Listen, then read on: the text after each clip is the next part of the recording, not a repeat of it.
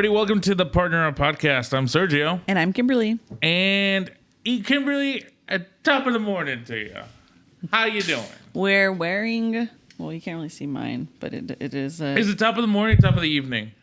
Oh, it's evening. But what's the same? Top of the morning. Top of the morning? Okay, cool. I just want to make sure I got that right. Yes. Do you remember when we were in, I don't know, middle school, high school? Mm-hmm. There was a movie. Luck of the Irish? Yes. I knew where you were going. How did you know I was going?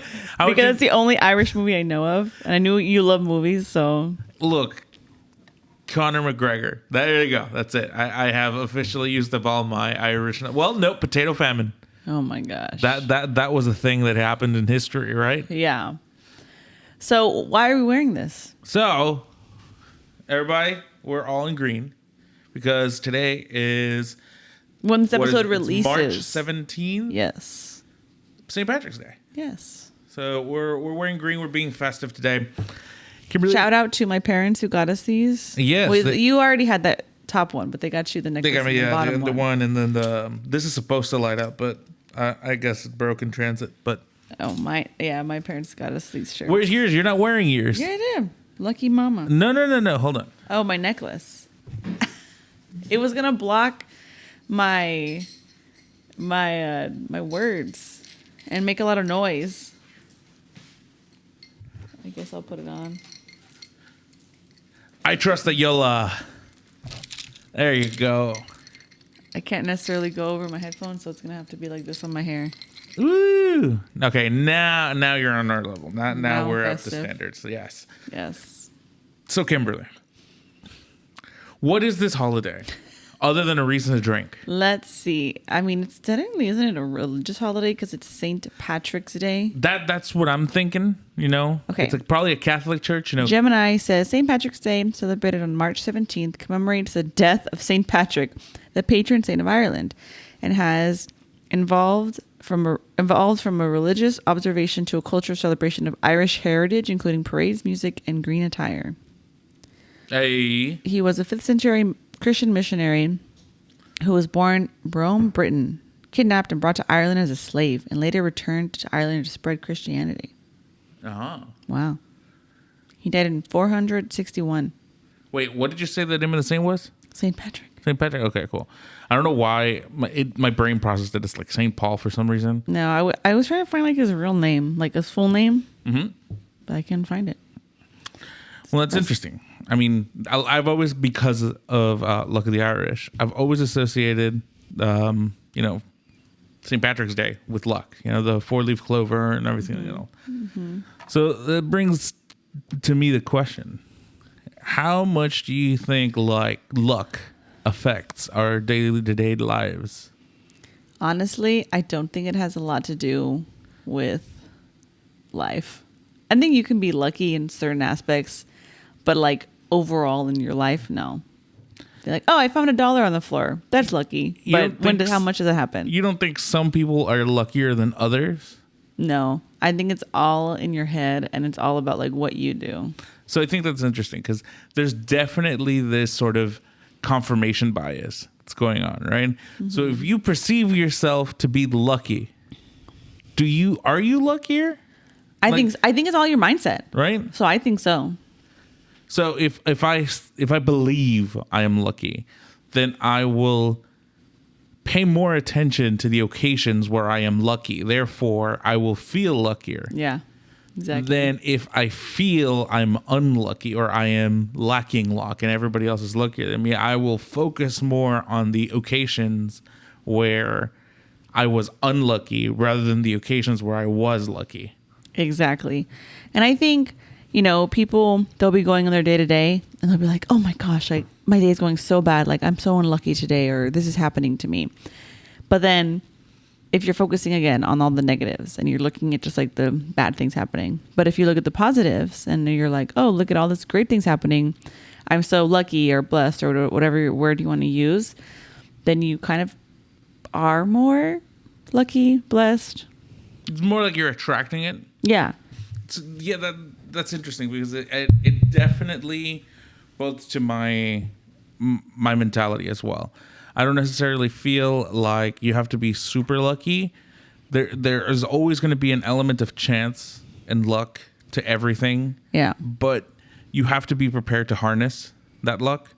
So like there's no point walking by $100 bill on the street if you're not going to notice it. Yeah. So you have to be on the lookout for that $100 bill. So for the, rhetorical $100 bill, so that you can pick up the rhetorical $100 bill. Yeah, like some people are, I don't want to even say born lucky, but some people are born into a little bit more privilege.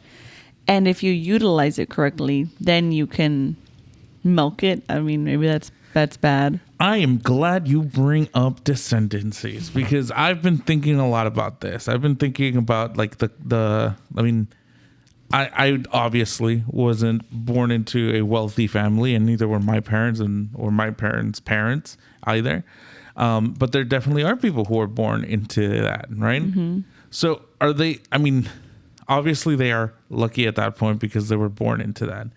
But it wasn't them. It's not only the luck, it was like the work of their ancestors. Exactly. It's the work of the people that came before, right? Mm-hmm. So really, it's the hard work of some descendant paying off.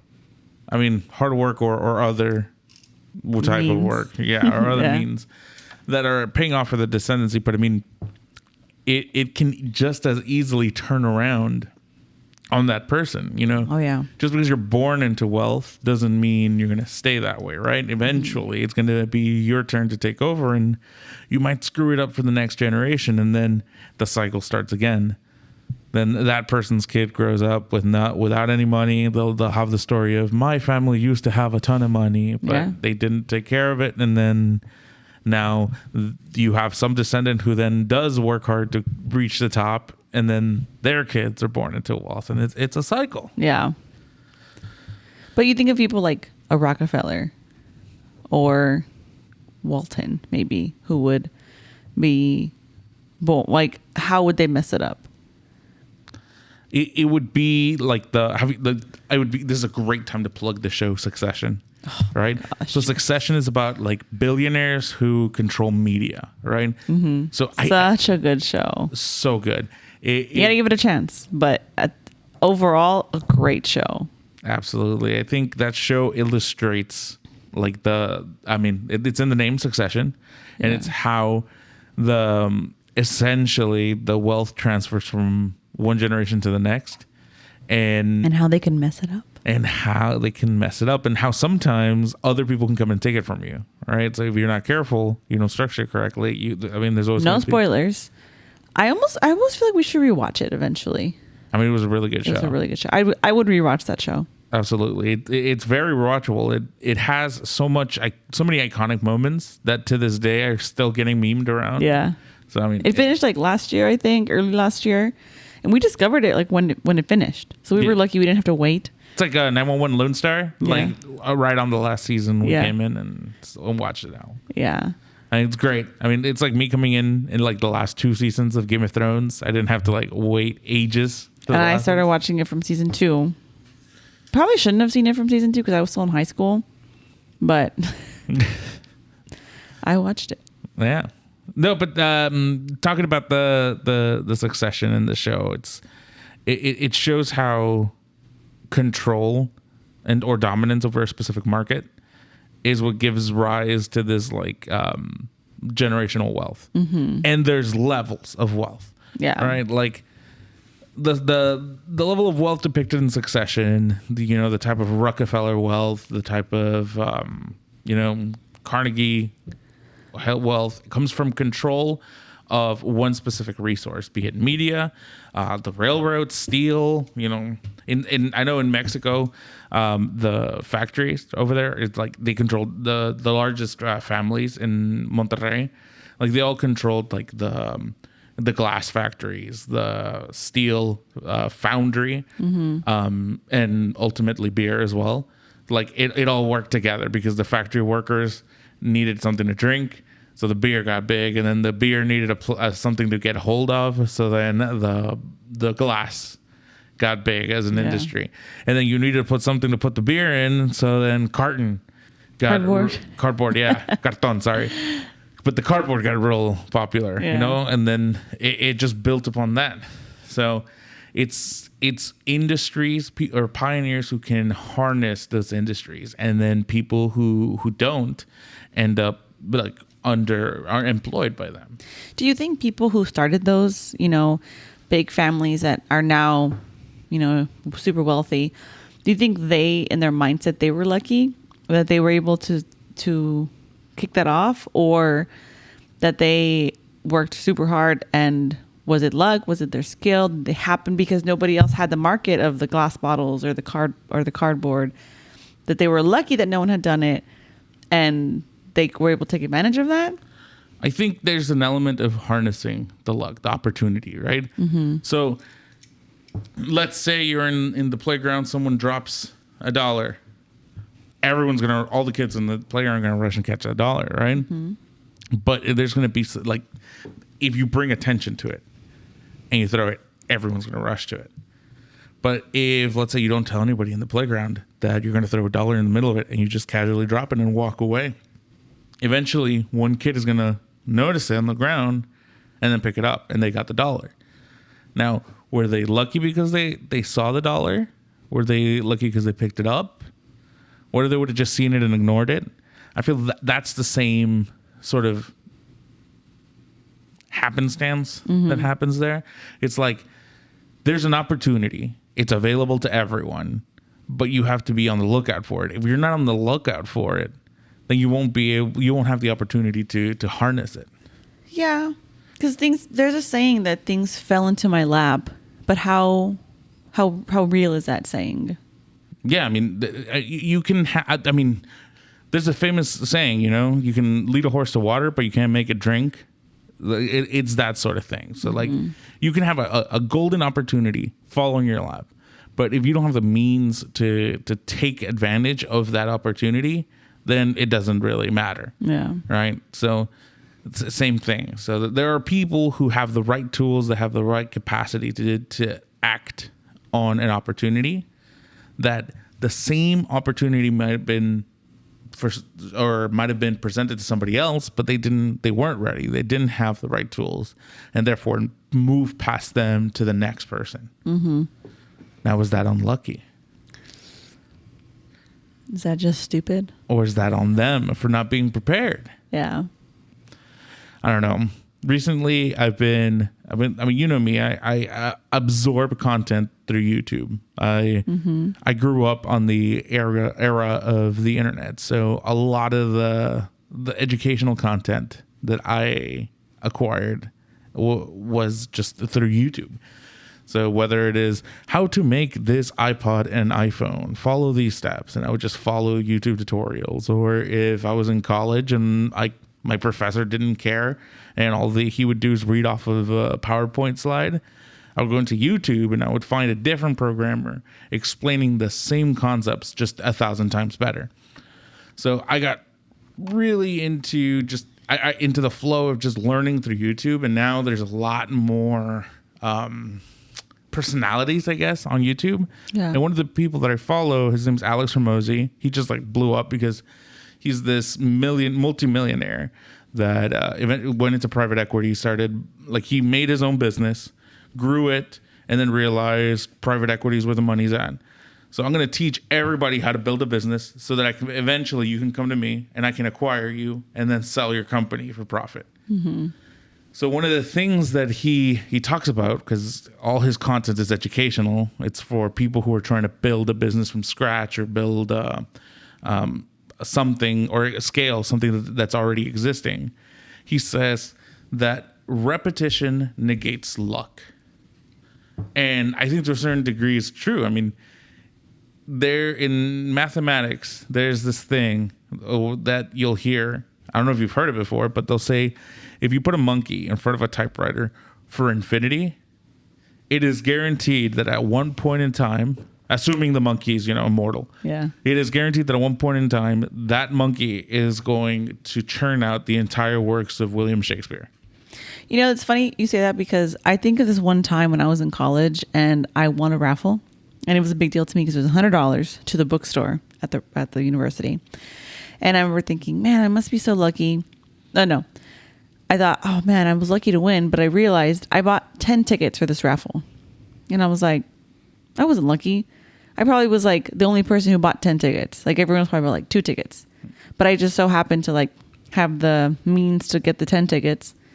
And then I won. And I was like, I was probably the person that bought the most. So I wasn't lucky. It was just I had the most opportunity to win. Yeah. Like that. That's kind of like the same thing, right? Exactly. So repetition and it improves your odds of an event happening. So buying 10 tickets makes it way more likely you're going to buy something, right? But then at the same time, you fall into the sort of lotto mentality. Yeah. Where, I just, maybe this time, maybe this time. The gambling, like that's how gambling addicts might get stuck or. Yeah, so you got to know how to balance that. Know when to hold them. Know when to walk away. Know when to fold. Oh my God. Yes. You gotta, there's a fine line between determination and unhealthy obsession. Oh, yes. And unfortunately for entrepreneurs, it's kind of difficult to find that line. Yep. I think the problem with the gambling is it's called the gambler's fallacy because it's essentially, it's not the gambler's fallacy. I mean, it's also called the gambler's fallacy, but the point is it's called the sunk cost fallacy, which means you've sunk so much money into this, or you've sunk so much effort into this particular thing that now you feel like you have to keep going because you've invested too much to quit. Exactly. That's the sunk cost fallacy, also known as the gambler's fallacy. And it's a means of knowing that your logic is wrong. That's what a fallacy is. A fallacy is a flaw in logic. Yeah. So if you're noticing someone, you can think of anything. I mean, you can look at it in politics and organizations everywhere. Whenever someone says, we simply must keep going because we have invested too much in this. Yeah. That is not a good reason to continue moving forward. If there are other factors that contribute to that, then that makes sense. But you should never just keep going at something. For the sake of going. For the sake of going and thinking, I need to keep doing this because look how long it's been. Yeah. Like the examples here, it says staying in a job you dislike because you've invested years of training. Watching a boring movie until the end because you paid for it. Continuing to invest in a failing business because you've already put in a lot of money. Or staying in a relationship that's unhealthy because of the time and effort that you've invested. That's right. There are other factors that need to come into when you make a decision. But it is true, though, that repetition negates luck. You don't need to be lucky if you keep trying. But I think what's important, at least from the entrepreneur side of things, is that a lot of entrepreneurs fail and then they move on to the next thing. They don't stay stuck on the one thing. Keep trying. Eventually they draw a line in the sand and they say, this didn't work. What did I learn? Let's carry that over into the next thing. And then somebody else comes along. They pick up the last thing. It's just like the slots in Vegas. There could be somebody playing at the machine. They stand up, they leave, somebody else comes back behind them, and then they hit it big. Oh, yeah. The saying is like you always have to look out and see which machine, like the people have been sitting there for the longest, and you go sit there after when they leave, and then you win. That's what they say. Yes, that's what they say. And for everybody listening, please take it from a computer scientist and computer engineer. Please do not play the slots. It must be hard for your wife to like the slots when you're a computer engineer. It's the worst. I like slot machines. You're sitting there pushing the take my money button, take my money button, take my money button. I love pushing buttons. What can I say? Oh my God. You push my buttons. Well, unfortunately, we haven't gotten lucky in Vegas. But what do you think, what's an example of a time, I know we've kind of talked about, how is it really lucky, where in your life you felt that it was all luck? Has there been an instance where you were like, this was just pure luck, no skill, no nothing, I just got lucky this time? Let me think. There was one time that I would say it was pure luck. Mm-hmm. And that was the way that you and I met. Okay. Because it's, or not necessarily the way you and I met, but it's the way that You took a gamble. I reached out to you after knowing you for a while. Mm-hmm. So I remember I asked 2 of my friends, yes or no, just like that. No, no background. No context, no nothing. I just told them, like, I need a flip of the coin. So I asked one of my friends, yes or no. And they're like, yes. And I went, okay. And then I went to another friend and I went, look at me, yes or no. And he said, yes. And I went, okay, that's 2 yeses on random, like no context. Let's do it. And then I messaged you on Facebook. I'm like, hey, what's up? And then you got very aggressive towards me. But, and then, the rest is history. And now we're married with a child. That's right. The cookie has crumbled. But I would say that is one of the things that was just pure chance that it happened. And I got extremely lucky. I can see your thought process now that I know you so well. You taking, you didn't want to just be the one to make a decision because what if it went wrong? But if say this wouldn't have gone the way it went, obviously very well, you could have been like, oh, this is their fault because they kind of pushed me into it. So yeah, I mean, I could have said look, I wasn't thinking. It was on an impulse. I tried to stop myself by setting some rudimentary arbitrary rules, and unfortunately those stopgaps failed. Yeah. But I didn't have to come up with an excuse. Everything turned out great. Yeah. I think for me, I can't think of a time. I feel like it's been more times when I've almost gotten in accidents. Mm-hmm. When I've been running late and I end up getting a red light and then I see a car run the red or something like that. I was going up on a stop sign. Somebody cut me off, not in a bad way. And then it made me miss the light, but then the person ran or made me go the light, but then the person ran the red. Mm-hmm. So I would have gotten hit if I would have kept going. I wouldn't have had to stop. Gotcha. So more day-to-day, situational stuff. Yeah.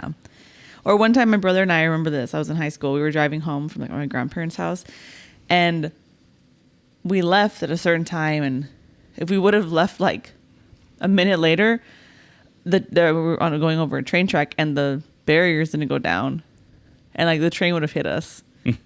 So that's another time where I was well, if I would have waited a minute, then things would have not been so great.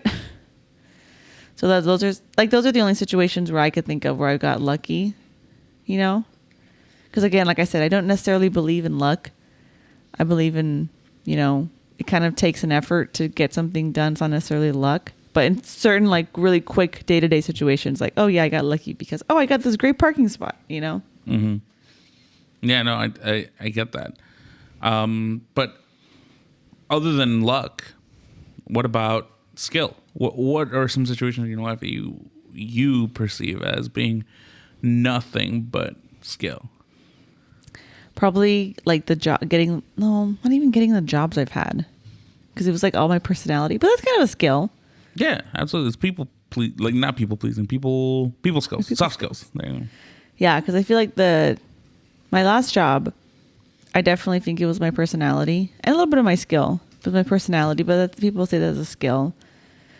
I don't know. That's a really good question, because sometimes you can be hard on yourself and you're oh well, I don't know why I got it. I just did, but it's well, it's because I worked hard at this, or I had learned this skill, or I had these conversations and I practiced and I kind of pep myself up for this, interview or, conversation I had with the person who was going to hire me, and I got the job. So I think those, I guess for skill, things that I did that were all skill, probably my half marathons.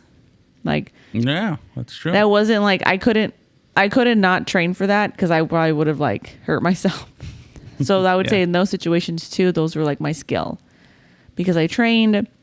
It wasn't just luck. I had to work at it, or I would have gotten hurt, because there was a time where I didn't train as hard as I could. I trained a little bit and I hurt myself a little bit, but the times that I did train for them, I did great. And it was because of the skills I developed over, the weeks and months before those races. Yeah, no, you were definitely training up to it. So again, it wasn't luck that you were able to run a marathon. You repeated a certain tasks, a certain thing that you knew were gonna extend your possibilities of running that 5K or that marathon. Sorry, half marathon. Yeah. And yeah, no, I feel personally like I have luck myself. But it's more on like the little things that I'll get real lucky on. Mm-hmm. Like, so I've won raffles. I like get like the little raffles. I always win. Like, Yeah. well, did I win like a coffee pot, a set of plates, something like that at the church, at the bingo? It was like a pots and pans set, I think. Yeah, something like that. And I was like, great. And then I remember when I was in college, a lot of us would hang out on the verandas and they would have like community nights. And I remember I just kept winning fire sticks in like raffles, like door prizes. Yeah. I remember my family ended up with like 5 fire sticks that I would just win in raffles. I'm convinced people thought I was just stealing them at that point. But yeah, I just kept winning. I remember one time in one of the raffles, they had like tiered prizes. Yeah. And like the top prize at the time was like the fire stick. And then I was right there, and I was real vocal in college, and I was talking, and I was like, "Yeah, all right, let's go, next one," and then they pull a number, and then I'd be like, "All right, now this time for the Amazon gift card," and I'd be like, "Don't call me yet," and then they call somebody else. I'd be like, "All right, cool," and then now for the Amazon Fire Stick, I'm like, "All right, now call my name," and then she goes. She didn't even know who I was. I was just like a random dude. Yeah. He goes, okay, Sergio. And I'll be like, hey. It coming, like, thinking back to it, like, that probably looked super staged. I know. It probably annoyed everybody in the room. Rigged. But yeah, no, I mean, I get lucky with that kind of stuff. But on the big things, on the jobs, on the career, on the entrepreneurial side, everything else is just... I constantly have to put in the work, and it's been just a compounding effect of work that I've put in, of delayed gratification, to get to where I am today. Because I can honestly say, like, if I hadn't like kept my head down and put in the work in not even high school, because like I didn't get good grades. I mean, I didn't get good grades ever. I got just good enough grades to get by. Yeah. C's get degrees, guys. But, that's what that told me on the first day of college. That's what my advisor told me. My student advisor. Jeez, that's a great advisor. Yeah. You know what my advisor told us? I remember we went into the engineering, like the counselor was standing there. We were in an auditorium, and it was all the engineers. And then she just looks at us and she says, "All right, everybody look to your left. Now look to your right. 2/3 of everybody here will not be here within the next semester." Wow. They're like, you guys, a lot of you are probably going to fail. Like, that's basically what she said. Mm-hmm. It was I wonder how true that statement was, though. It felt like Lord Farquaad. Some of you will die, but that is a risk I'm willing to take. But yeah, no, our counselors were just like, but if you do stay, this is what you're looking at. And it was like the thing where it was like the first day of orientation, and then they would have all the majors split up, and like all the freshmen showed up at the same time, and then they say, okay, all the English majors go over to that building, blah blah blah blah blah. So then the engineering majors, for some reason, I remember shared it with one other major because there weren't that many, so they bumped them, and that first major went first, probably like psychology or something. Thinking back. And they're like, all right, and this is what our 4-year degree looks like. And they bring out the course like map and everything. And they're like, in your first year, you're going to be doing blah, blah, blah, blah, blah. And then she finishes her presentation within like 15 minutes. And then the engineering girl comes up and she goes, all right, guys, great presentation from the psychology department and everything. But unfortunately for you guys, we're going to have a much different time. And everyone just goes, what? She's like, and that's when she said the look to your left, look to your right thing. Yeah. And then she brings out her map and she's like, your first 2 years, math. Nothing but math. You're going to be taking calculus if you haven't taken calculus up to now, you're going to be taking the makeup course to get up to calculus.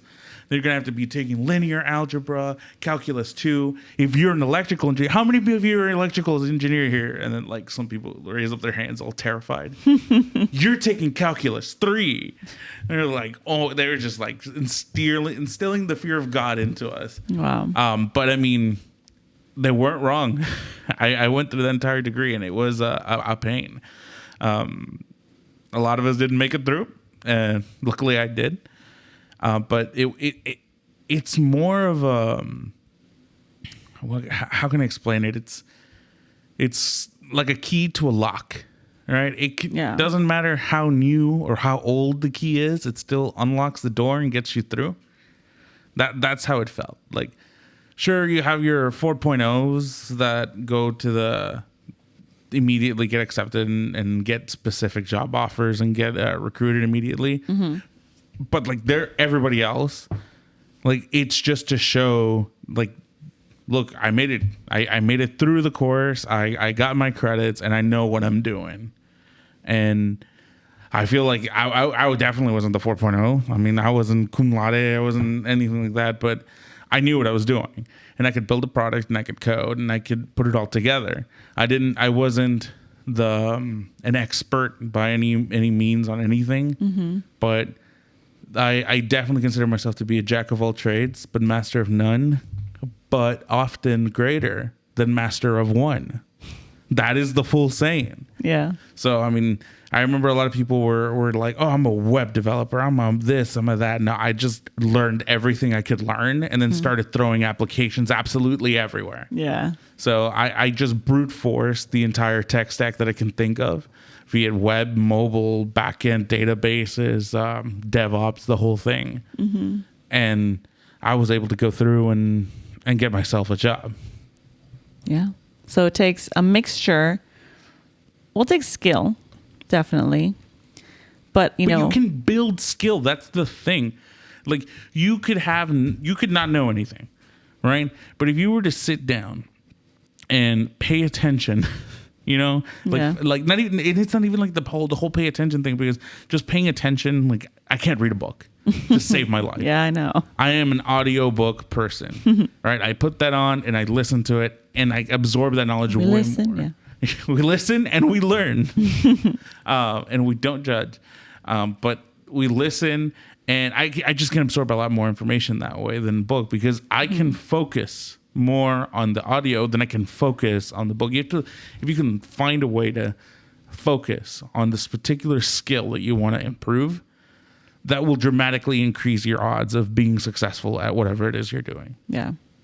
And then you don't need luck at that point. At that point, you're making your own luck. Make your own luck. That's a good saying. Put that on a t-shirt. Make your own luck. I like that. All right, everybody. And I think with that, we can go ahead and say goodnight to everybody, Kimberly. Hopefully everybody got there, has a great time, and we'll see us in the next episode. I hope everybody keeps making their own luck. I'm Sergio. I'm Kimberly. See you guys next time. Bye. Bye.